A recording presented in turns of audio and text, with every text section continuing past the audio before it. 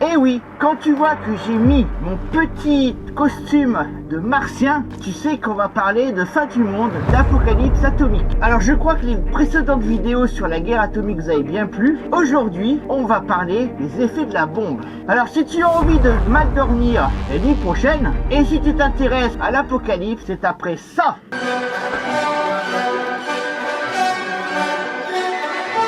Salutations compagnons et compagnonnettes, je suis Bayan Taillefer, forgeron médiéviste et historien 16 heures ou le contraire. Alors si vous ne vous êtes pas encore abonné, c'est le moment de le faire. J'ai besoin de vous. Alors dans cette vidéo, on va voir les conséquences d'une explosion atomique. Lorsqu'une bombe explose, on note 4 types d'effets. Les effets thermiques, c'est-à-dire dus à la température. Les effets mécaniques, l'onde de choc, le souffle de l'explosion. Les effets radiologiques, c'est-à-dire les radiations. Radiations qui peuvent être directes, indirectes ou les radiations par retombée. Et enfin, 4e type d'effet, c'est l'onde électromagnétique qui va empêcher tout type de courant électrique. C'est pour ça que quand vous voyez les films sur les explosions nucléaires, les gens n'ont même pas encore vu et entendu la bombe que le moteur de leur voiture s'éteint. Parce que le champ magnétique induit par l'ionisation de l'air due à l'explosion va interrompre tout courant électrique. J'ai décidé de vous expliquer les conséquences d'une explosion type Hiroshima,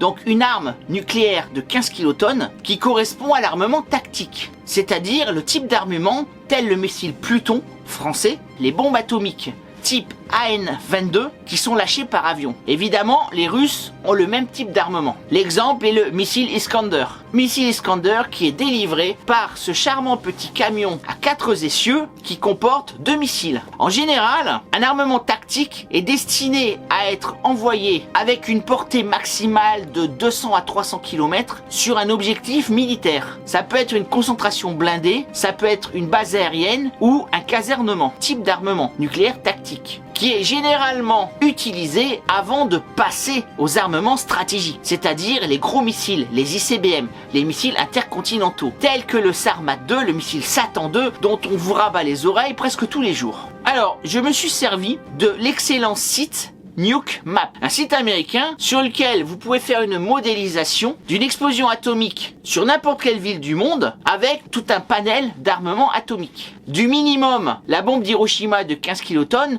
jusqu'au maximum, la Tsar Bomba de 50 mégatonnes. Alors, qu'est-ce que ça fait une bombe atomique quand ça explose? D'abord, on appelle hypocentre l'endroit où la bombe va exploser. On peut faire une explosion aérienne. À Hiroshima, la bombe a explosé à environ 600 mètres d'altitude. À Nagasaki, 450 mètres d'altitude. Ou on peut aussi envoyer la bombe directement au niveau du sol pour créer un cratère et une onde de choc type tremblement de terre afin de détruire les abris anti-atomiques situés en dessous. Donc je me base sur une arme nucléaire tactique de 15 kilotonnes. Et j'ai réglé Nuke Map sur Paris. Alors désolé pour mes abonnés parisiens, mais vous allez savoir à quelle sauce vous allez être mangé. Enfin, je ne vous le souhaite pas. Néanmoins, comme je dis, il vaut mieux prévoir le pire et savoir vers quoi on va, plutôt que de rester inconscient des risques. Alors quand une bombe explose, la réaction en chaîne, les matériaux fissiles, uranium ou plutonium ou deutérium se transforme en une sphère de plasma. Cette sphère au début dissipe une chaleur de 1 million de degrés en son cœur et très rapidement la sphère va se dilater. En 10 secondes, elle atteint une température d'environ 5000 degrés. C'est ce qu'on appelle la boule de feu. C'est le premier cercle jaune que vous voyez au milieu. Alors évidemment, dans cette boule de feu,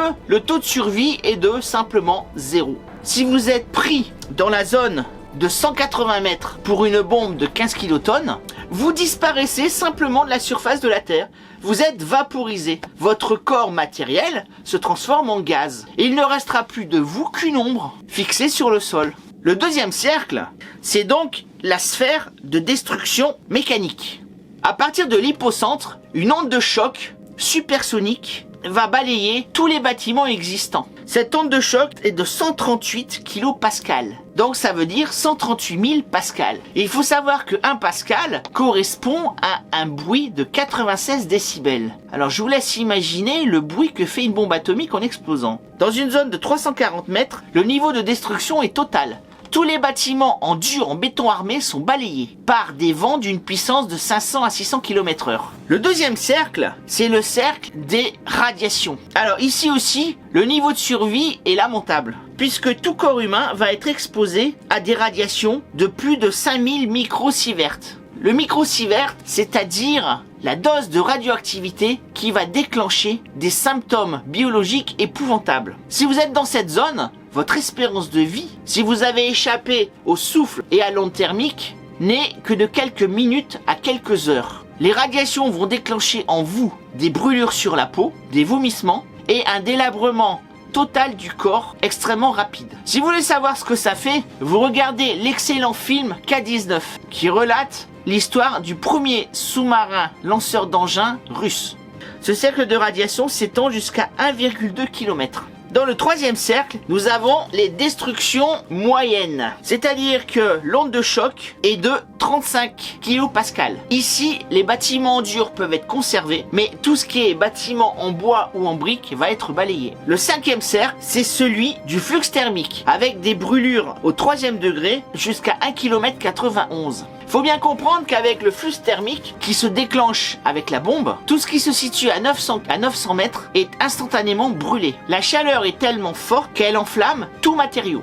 Alors voilà en ce qui concerne la pauvre ville de Paris, qui va compter des destructions extrêmement importantes et un nombre de morts qui approche les 80% jusqu'à quasiment 2 km de l'hypocentre. Ça, c'était donc pour l'arme nucléaire tactique de 15 kilotonnes. Maintenant, on va toujours prendre Paris et on va se baser sur une arme thermonucléaire de 1,2 mégatonnes. Alors, j'ai choisi l'ogive nucléaire W56 qui équipait le missile américain Minuteman. Alors, premièrement, la boule de feu. Alors, dans l'arme, à 15 kilotonnes, on était à 180 mètres de rayon. Ici, on est à 900 mètres de rayon. C'est-à-dire que la boule de feu va détruire instantanément tout dans un...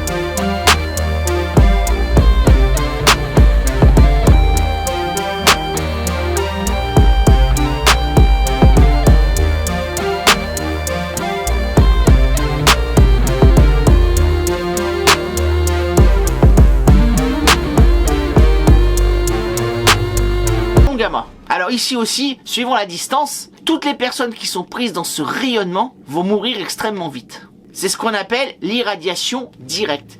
L'irradiation indirecte, c'est celle qui va provenir des métaux qui vont être irradiés et qui vont devenir radioactifs à leur tour. Et enfin, il y a les retombées radioactives. Parce que lorsqu'une bombe explose, le nuage, donc le cumulonimbus, le fameux champignon atomique, va monter dans la stratosphère jusqu'à environ 30 km pour une bombe de 1 mégatonne et va ensuite se répandre sur une zone de 35 km de diamètre. Autrement dit, les radiations atomiques vont parachever le rayonnement radiologique qui existe déjà.